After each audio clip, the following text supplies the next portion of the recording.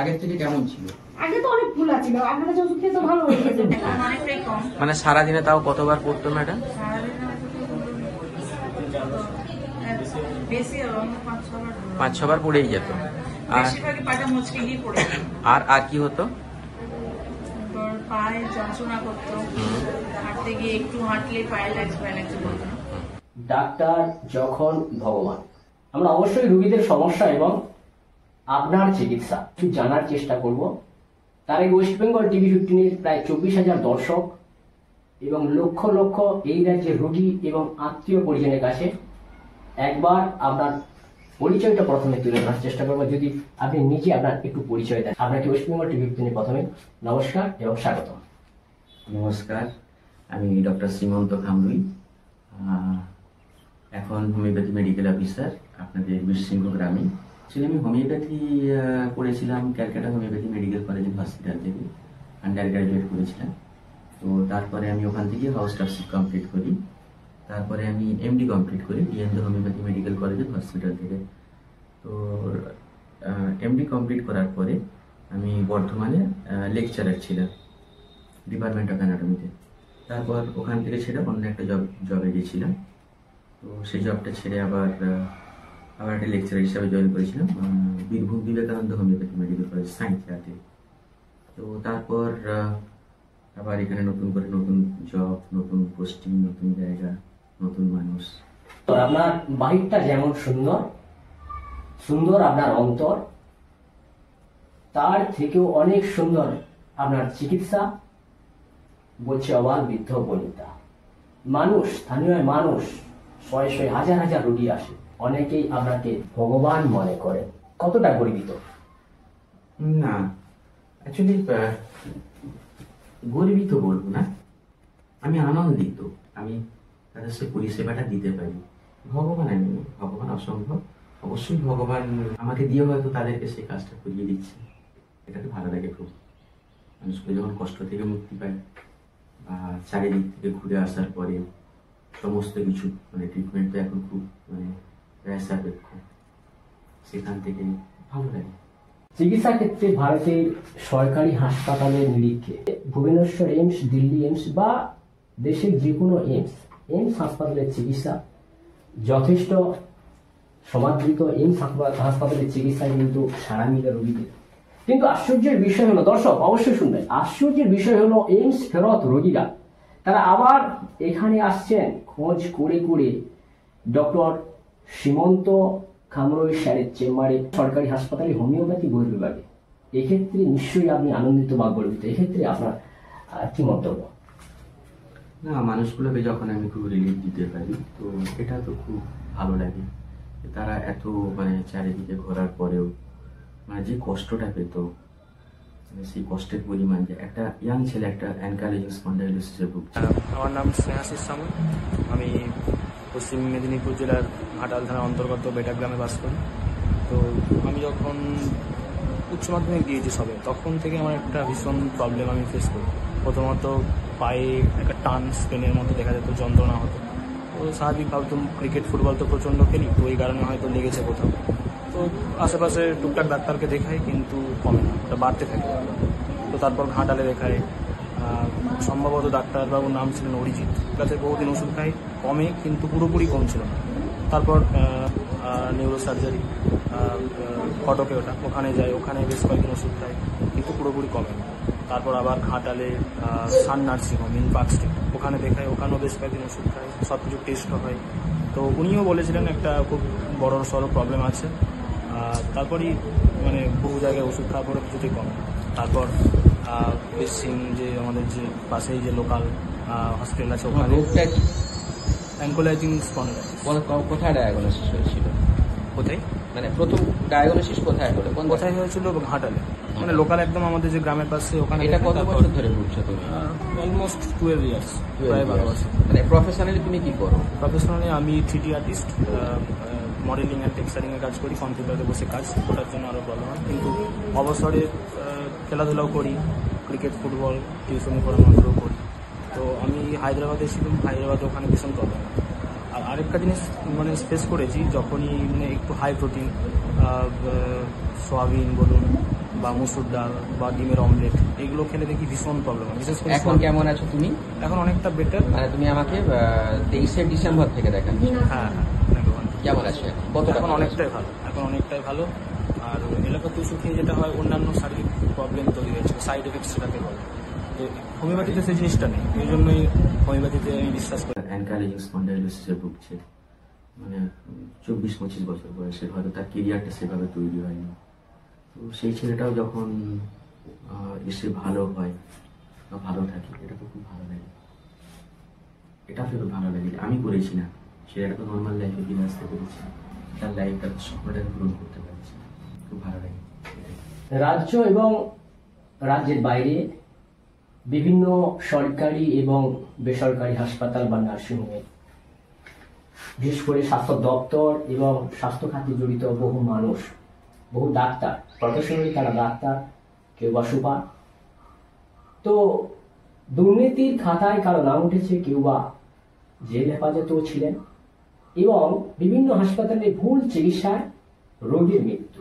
অথচ এই 2025-এর আধুনিক সভ্যতায় আপনার মতো একজন প্রফেশনাল যিনি হোমিওপ্যাথি চিকিৎসক রাজ্যে, হয়তো আমি যদিও জানি না 5 থেকে 6 জন প্রপার হোমিওপ্যাথি চিকিৎসা করে থাকেন, তো আপনার মধ্যে একদম নির্লোভ মনোভাব, আপনার মধ্যে কোনো লালসা নেই। আপনি সকাল 10টা থেকে প্রায় কখনো দুপুর 2টা, 3টা, 4টা, 5টা, এমনকি সন্ধ্যে 6টা হয়ে যায় রোগী দেখেন, এবং ডিউটিরত অবস্থায় কখনো কোনো বেসরকারি হাসপাতাল বা নার্সিংহোম বা আপনার নিজস্ব কোনো প্রাইভেট চেম্বারে যান না।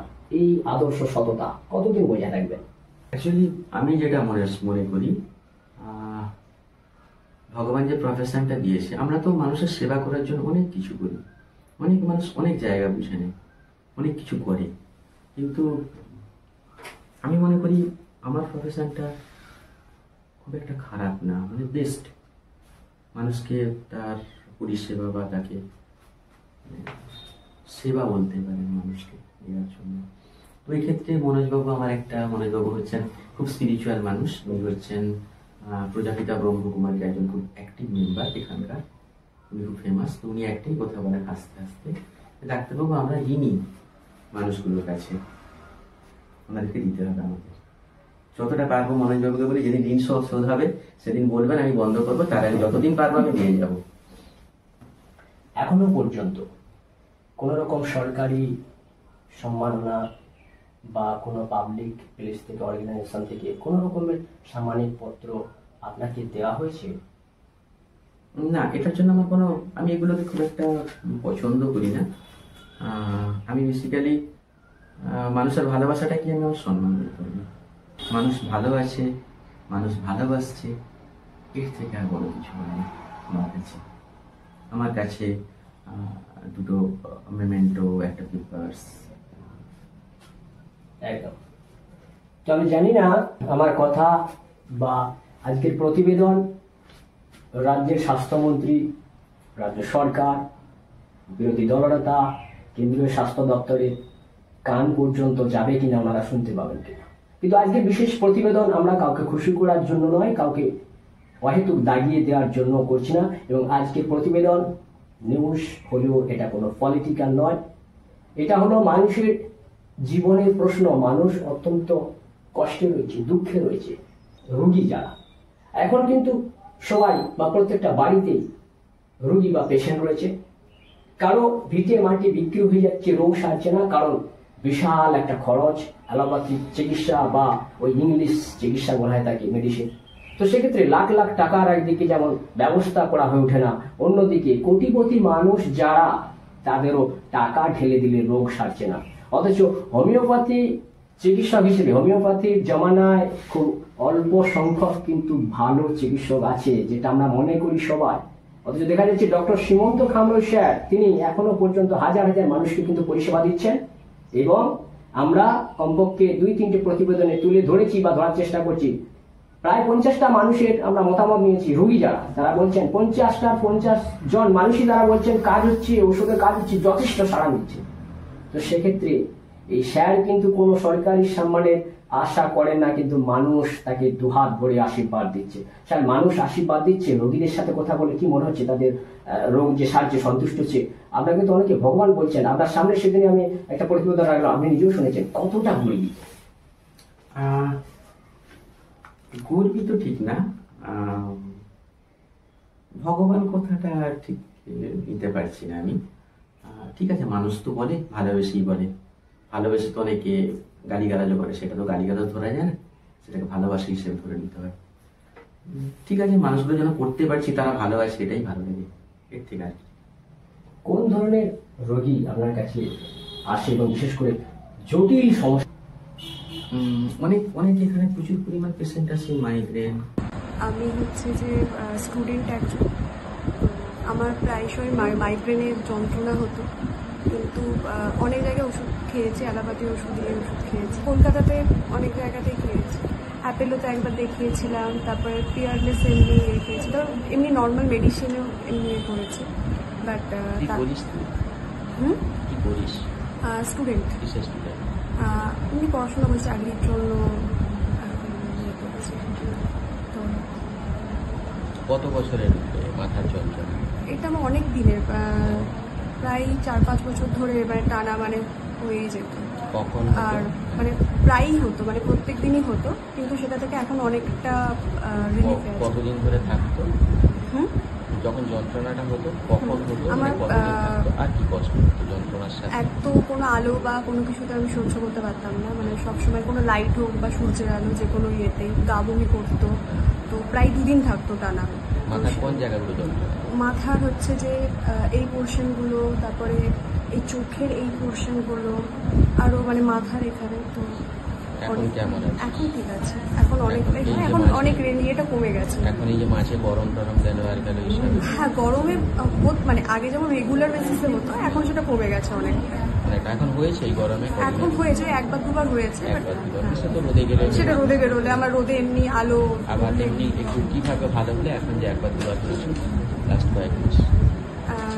তো আমি হোমিওপ্যাথি ওষুধ খেতাম, তো ওইটা খেয়ে এখন এই ওষুধ খেয়েছেন? হ্যাঁ, এখন এই ওষুধটা খেয়ে মাইগ্রেন, সোরিয়াসিস, যেগুলো অনেকদিন থেকে ভুগছি। ইভেন অনেক গরিব মানুষ আছে যারা আপনার আছেন, যারা ক্রনিক কিডনি ডিজিজে ভুগছেন, সেটা আমি আপনাদেরকে ডকুমেন্টস কয়েকটা দেখিয়েছি। এবং তার সাথে অ্যানকাইলোজিং স্পন্ডাইলোসিস বেশ কিছু আছে, আর এছাড়া আছে আপনার সার্ভাইকাল স্পন্ডাইলোসিস, লাম্বার স্পন্ডাইলোসিস। তাছাড়া এখনকার মা বোনেদের খুব বড় প্রবলেম এটা পিসিওডি এবং ইউট্রাইন ফাইব্রয়েড, এটা একটা খুব বড় প্রবলেম। তাছাড়া এখন ব্রেস্টের কিছু টিউমার, ফাইব্রয়েড বা ফাইব্রয়েডোসিস। এটা ছাড়া কয়েকটা থ্যালাসেমিয়া পেশেন্টও লাস্টে বাট ভালো আছে। তারপর arthritis, lumber spondylosis, cervical spondylosis, এগুলো তো আছে। এই আরো কিছু কেস আছে, যেটা হচ্ছে এখন লাস্ট আমি কয়েক মাসের মধ্যে দেখলাম 4-5-7টা কেস, প্রায় সেরিব্রাল পলসির কেস থাকছে, বা যাদের সিজার ডিসঅর্ডার মানে কনভার্সন হয়। এটা এছাড়া এদিকের একটা মানুষের ট্র্যাডিশনাল যেটা গোয়েটার বলে একটা রোগ হয়, যেটা বেসিক্যালি থাইরয়েড গ্ল্যান্ডটা ফোলা। তো এটা নিয়ে আমি প্রথমের দিকে দেখতাম যে এই জায়গাতে এটা হওয়ার কথা না, কিন্তু কেন আসছে। তো পরবর্তীকালে দেখলাম এখানকার মানুষ এখনো সেই আগেকার দিনের যে লবণটা সেটাকে ইউজ করে এখনো, বা সেভাবে একটা যে আয়োডিনের ডেফিসিয়েন্সির জন্য এটা হতে থাকে। এক্ষেত্রে কোন ধরনের লবণটা খাওয়া যেতে পারে? আয়োডাইজ যে সল্টগুলো আছে সেটা বেস্ট, আয়োডিন মিশ্রিত লবণ।